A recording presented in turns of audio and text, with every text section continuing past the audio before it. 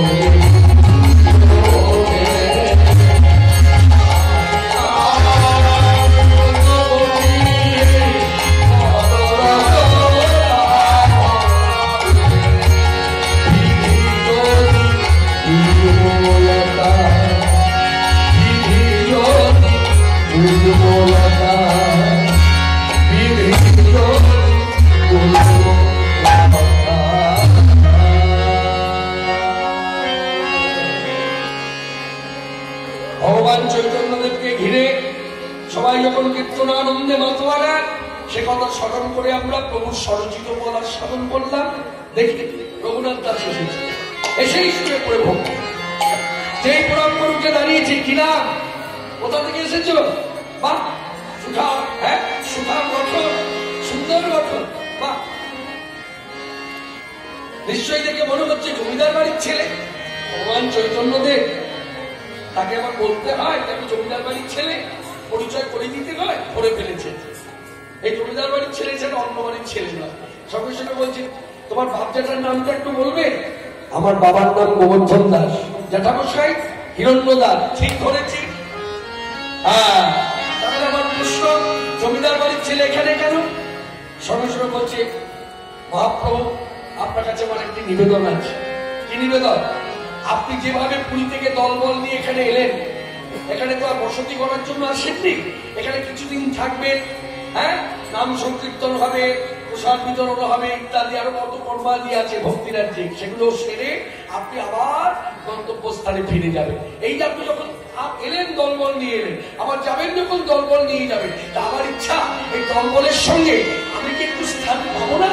অতএব আমার চরণ ছাড়া করবো না, আমার